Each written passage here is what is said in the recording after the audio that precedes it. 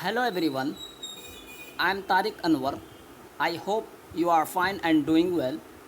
Welcome to Ikra Online Learning Platform. Today I am going to discuss about kinds of noun. It will be lesson number 5. आप सभी का इकरा online learning platform में most welcome है। आज के session का topic kinds of noun है। Noun से रिलेटेड चीज़ों को हम आज के सेशन में डिस्कस करेंगे, समझने की कोशिश करेंगे। So first of all we have to know about the types of noun. How many kinds of noun are there? There are 5 types of noun. के नाउन के 5 किस्म होते हैं। नाउन के 5 टाइप्स हुआ करते हैं। First one is proper noun, second one is common noun, third one is collective noun, fourth one is material noun and the last is abstract noun. Proper noun, what is proper noun? The proper noun, the name of a particular person, place or thing is called a proper noun. कि proper noun कहते हैं किसी भी particular चीज़, place, person के नाम को, किसी भी ख़ास शख्स, जगह, चीज़ों के नाम को प्रॉपर नाउन कहा जाता है। For example, APJ Abdul Kalam was an Indian scientist. Paris is the capital of France, Delhi is the capital of India, etc. If you look at these examples, you will find APJ Abdul Kalam, Paris and Delhi are proper noun in these sentences. इन तीनों मिसालों में APJ Abdul Kalam, Paris and Delhi ये proper noun कहलाते हैं। And here are some points related to proper noun. First one is the first letter of a proper noun is always a capital letter. कि proper noun का पहला letter हमेशा always ये capital letter में होगा। जो proper noun होगा APJ Abdul Kalam, Paris, Delhi, तो इसका जो पहला वाला लेटर है वो हमेशा कैपिटल लेटर में यानी कि बड़े हर्फ में होगा। And the second one is there is no plural form of proper noun. Second point ये है कि प्रॉपर नाउन का कोई भी प्लूरल फॉर्म नहीं हुआ करता है। And the third point is the an are not used before proper noun. जो डेफिनिट इंडेफिनिट आर्टिकल हुआ करते हैं, definite like the, indefinite like an, तो इन आर्टिकल का प्रॉपर नाउन से पहले यूज़ नहीं किया जाता है, इनको इस्तेमाल नहीं किया जाता है।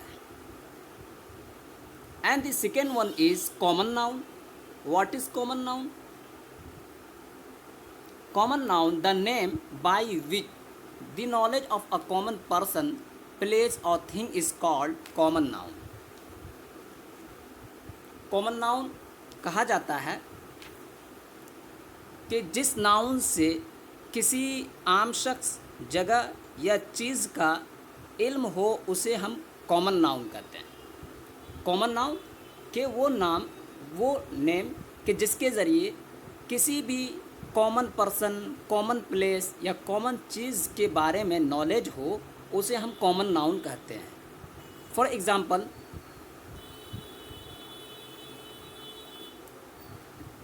Zaid is a student. Mumbai is a beautiful city. Shahjahan was a king, etc. So, if you see at these sentences, you will find the student, city and king are common noun in these sentences. तो इन तीनों मिसालों में जो student का word है, city का word है, king का word है, इसे कॉमन नाउन कहा जाता है। And here are also some points related to common noun. The first point is the first letter of common noun is not capital letter. जो common noun का पहला लेटर होता है वो कैपिटल लेटर में नहीं होता है। common noun का पहला लेटर वो कैपिटल लेटर में नहीं होता है। Second one is there is plural form of a common noun. और सेकेंड पॉइंट ये है कि कॉमन नाउन का प्लूरल फॉर्म हुआ करता है, इसका जमा भी बना करता है।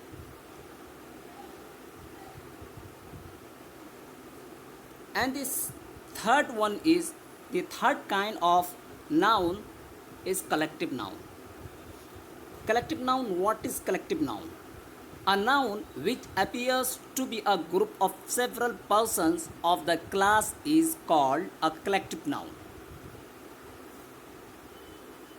कि जिस नाउन से एक ही सेम ज़ात के या एक ही ज़ात के कई अफराद का मजमुआ ज़ाहिर हो, उसे कलेक्टिव नाउन कहा जाता है। कलेक्टिव नाउन कैसे कहते हैं? कि वो नाउन कि जिससे सेम क्लास के सेवरल पर्सन के ग्रुप को जाहिर करे, उसे कलेक्टिव नाउन कहा जाता है। For example, the girl are in the class, American force fought bravely, Indian team won the match। So if you look at these example, you will find the class, force, team are collective noun in these sentences। इन तीनों मिसालों में जो word है class, second example में force army, and the third example में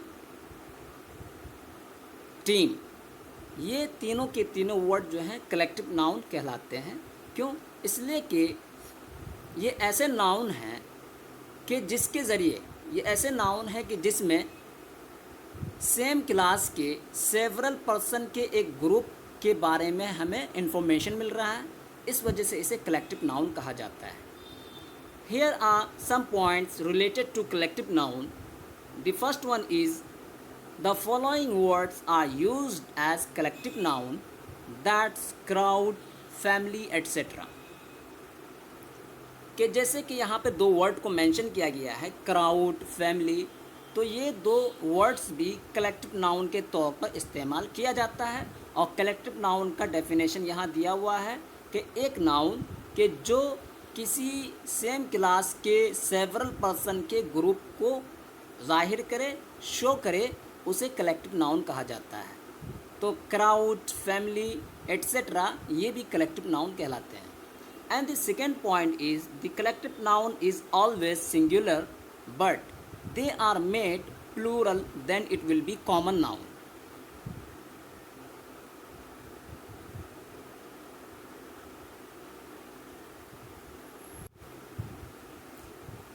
इस point में ये कहा गया है कि कलेक्टिव नाउन ये हमेशा सिंगुलर फॉर्म में होते हैं।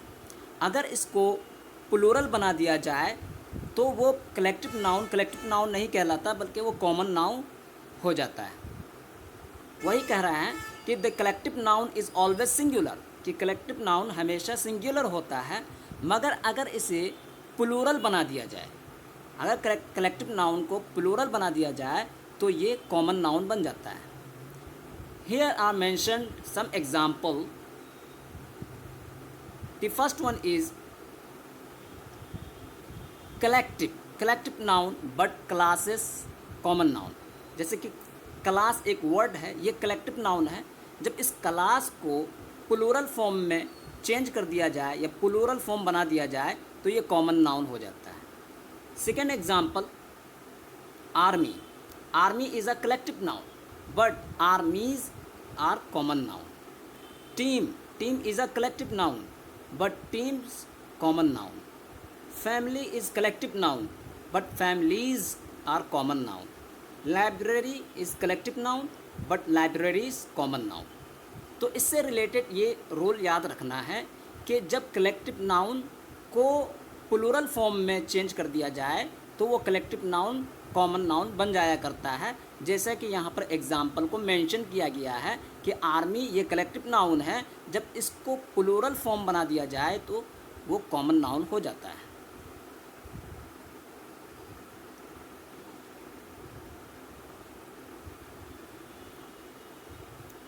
And the fourth types of noun, material noun.